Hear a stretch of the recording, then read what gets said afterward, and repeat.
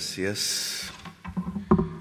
Presidente del Consejo Permanente de la Organización de Estados Americanos, OEA, Washington Abdallah. Ahí usted combina en esos dos nombres varias corrientes humanas del planeta. Secretario General de la Organización de Estados Americanos, OEA, Luis Leonardo Almagro Lemes. Secretario General Adjunto de la Organización de Estados Americanos de la OEA, Néstor Méndez. Ministro de Relaciones Exteriores de la República de Colombia, Álvaro Leiva Durán. Embajadoras y embajadores permanentes ante la Organización de Estados Americanos, OEA. Funcionarios del Gobierno Nacional de Colombia aquí presentes, medios de comunicación colombianos e internacionales. Un saludo a todas las personas que nos acompañan en el día de hoy.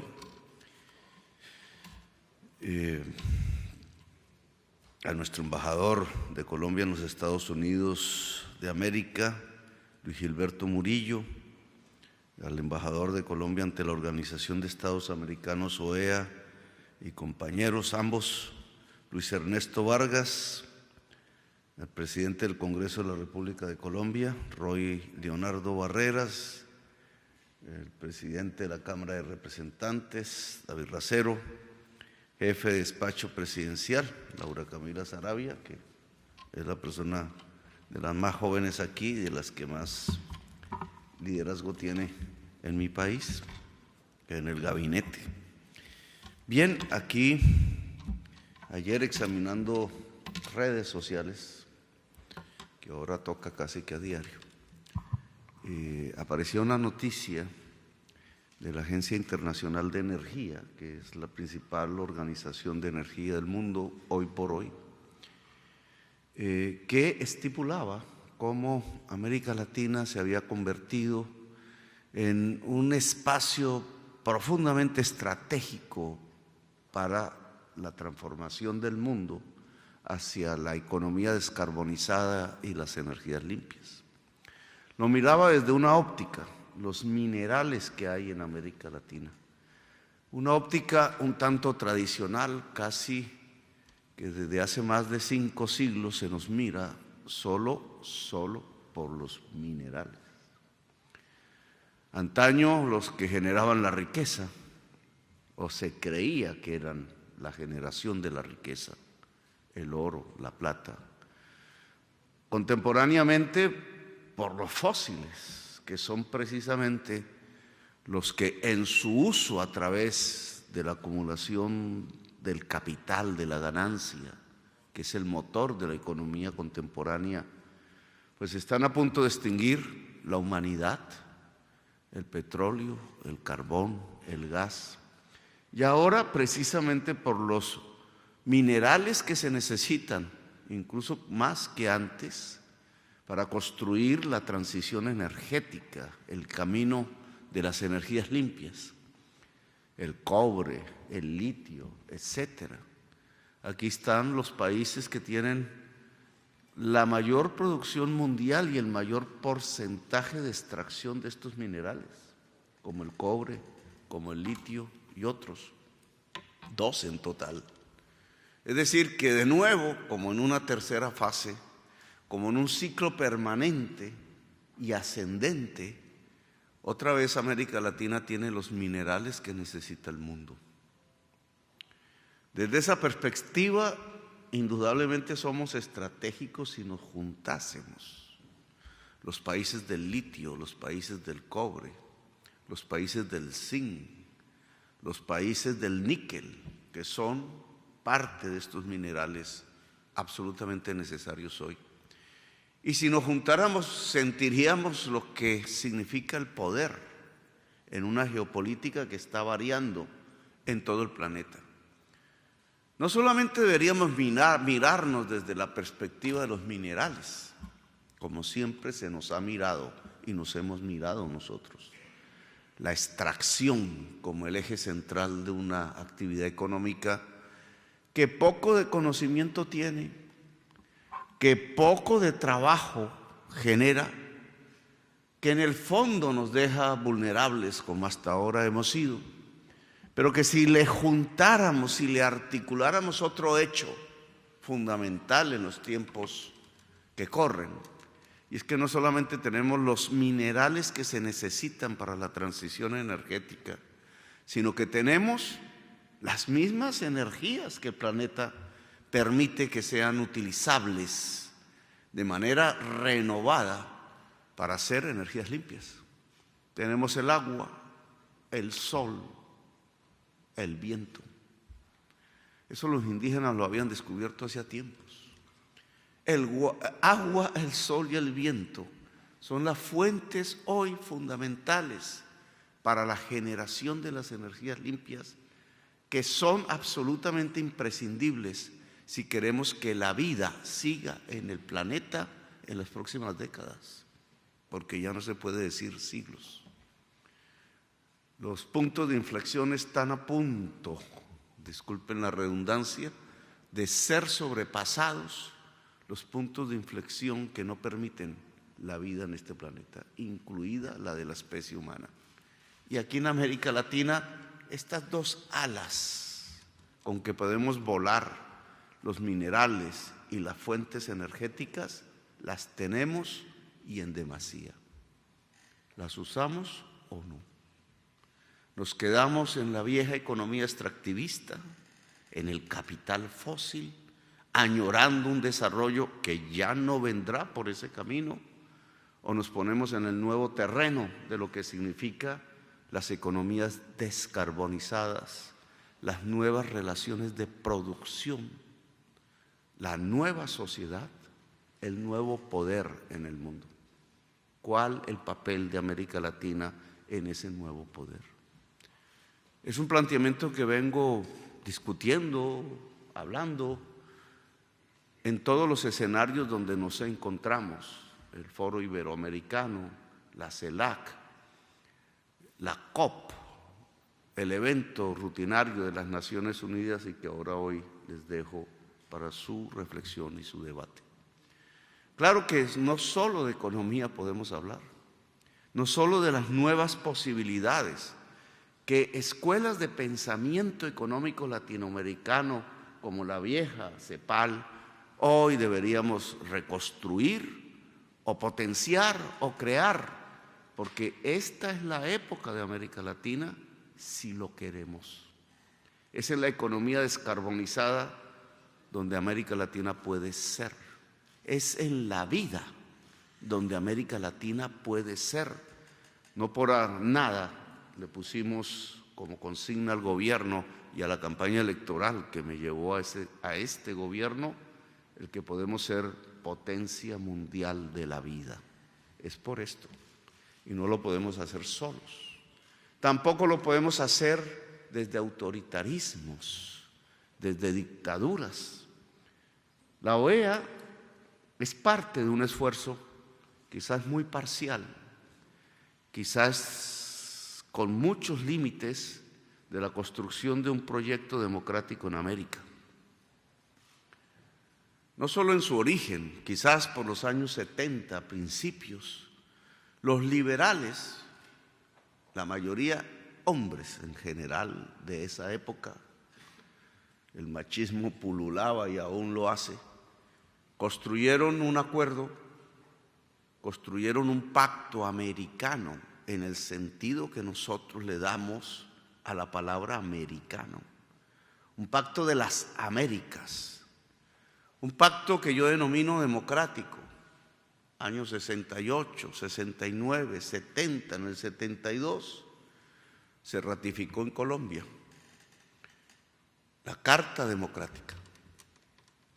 Una carta que si se lee, y recomiendo leerla permanentemente, es básicamente una carta liberal, una carta de derechos individuales, que era lo que se consideraba como prioritario en aquel entonces. Creían en aquel entonces que así se le respondía a la revolución socialista cubana. Paradoja de la historia, se construyó aquella carta que hoy es la base del Sistema Interamericano de Derechos Humanos, al cual, fuera de mi pueblo, debo mi presidencia. porque alguien se sentó aquí a nombre de mi país unos años después que me quitó como funcionario administrativo, no judicial, mis derechos políticos casi que de por vida, un fascista, y destruyó incluso la posibilidad del recambio político de Colombia.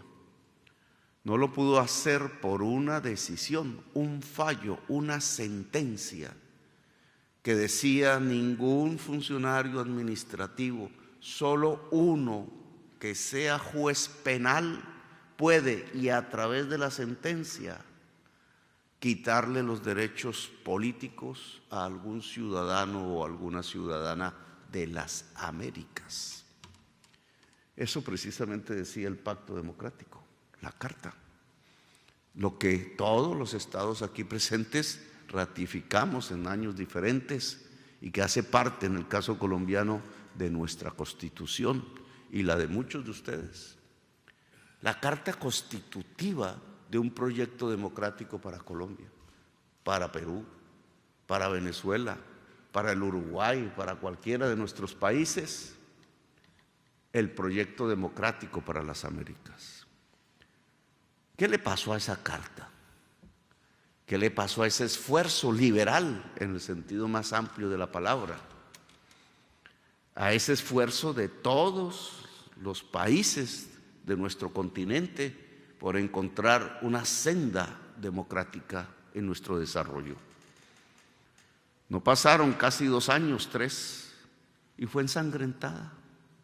Fue en Chile ensangrentada la carta.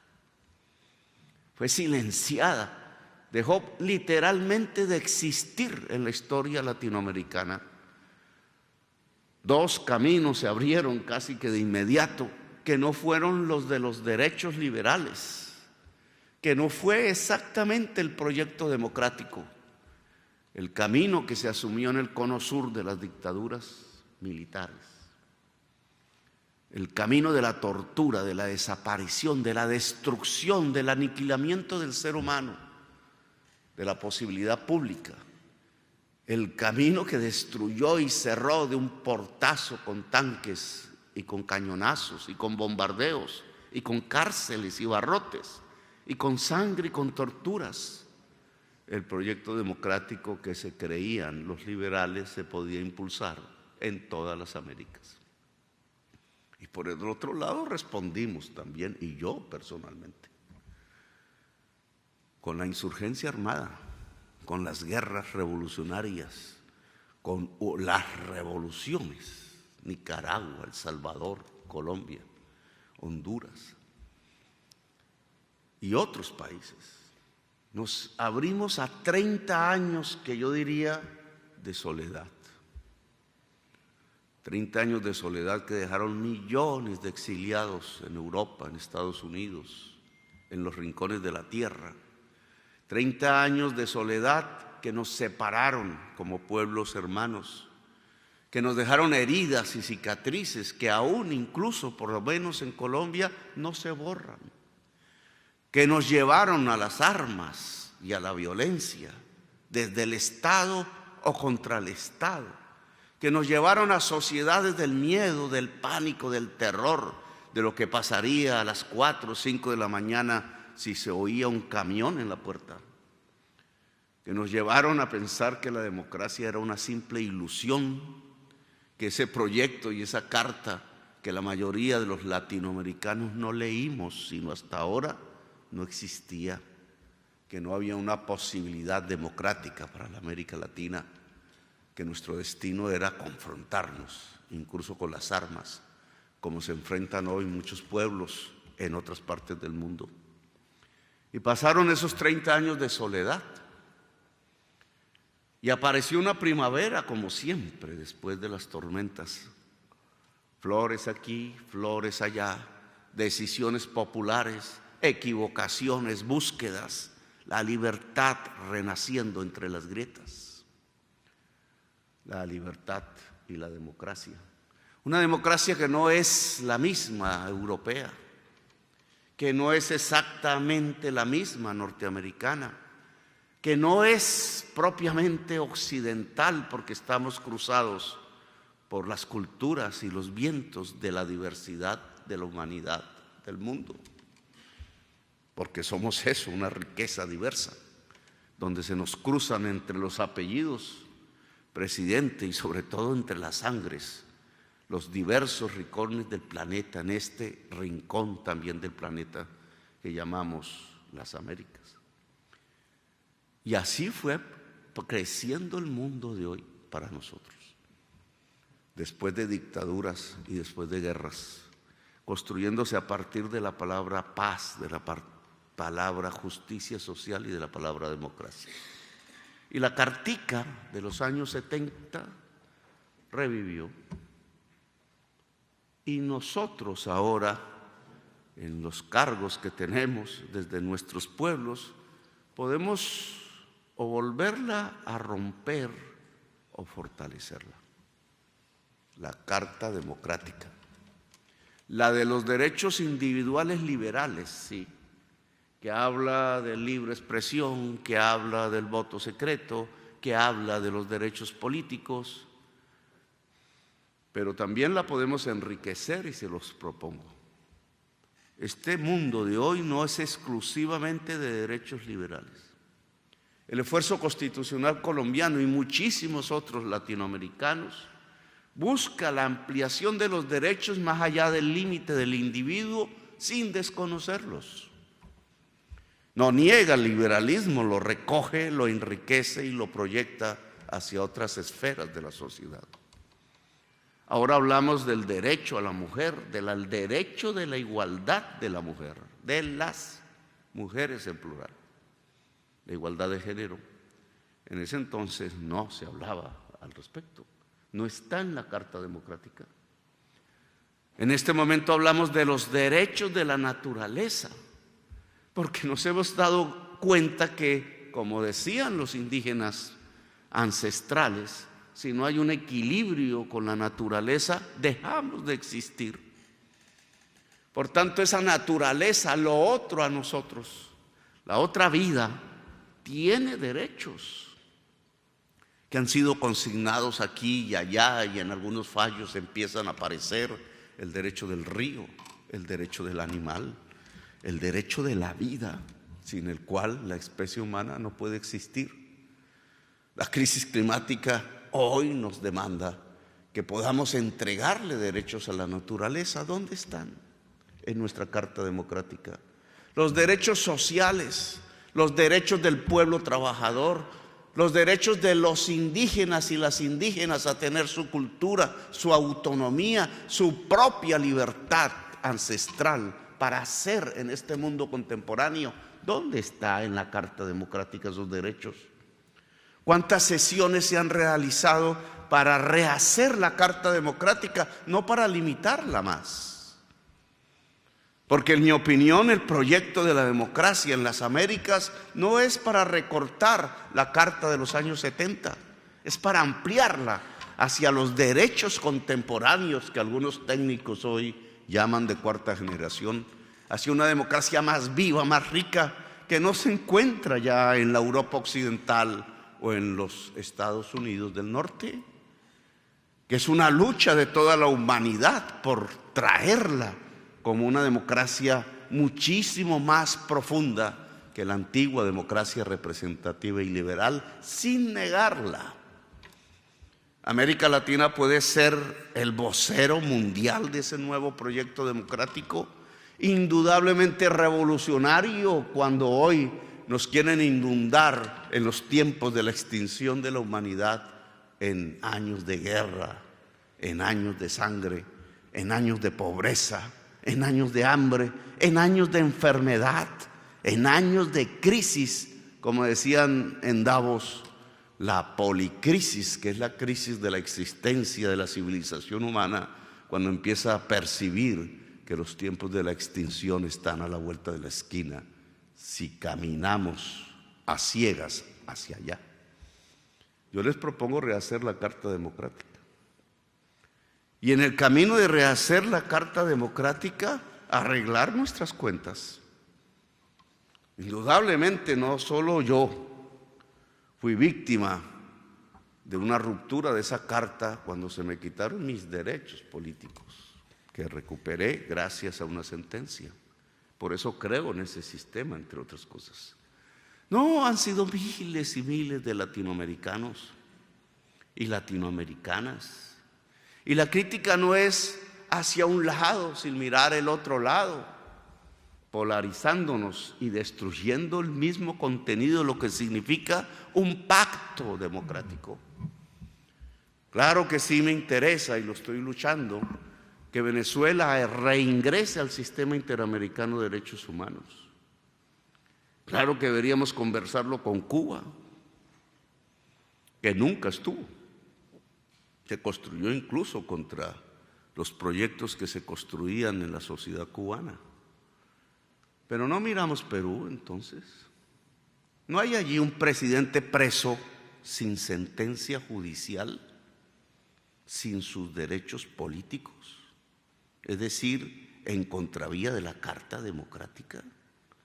Nuestros sistemas jurídicos, no solo los de nuestros, los de allí, los de los vecinos, aún no están recortados de tal manera o construidos de tal manera que contradicen la Carta Democrática, que se pueden echar presidentes electos porque sí, porque no tienen la mayoría en el Congreso, cuando son electos por el pueblo. Dice la Carta Democrática que solo una sentencia judicial de juez penal quita derechos políticos. Entonces, ¿por qué le están quitando derechos políticos al pueblo si no hay sentencia judicial? No lo vemos, no lo vimos en Honduras, no lo vimos en el Paraguay, no lo vimos en Brasil, no lo estamos viendo ahora en Perú. ¿No podría suceder en Colombia o en otro país cualquiera de los que aquí presentes? ¿No estamos vulnerando el pacto democrático de las Américas? En lugar de ir hacia una carta más amplia de derechos, de profundización de la democracia, hacia un proyecto democrático que haga de América Latina el gran faro mundial de la razón y de la libertad. ¿No estamos yendo hacia atrás? Hacia retraernos en la historia para que de nuevo los tanques disparen y las cárceles se llenen y las gentes humildes caigan ensangrentadas en las calles simplemente por pedir el derecho a existir y el derecho a tener derechos.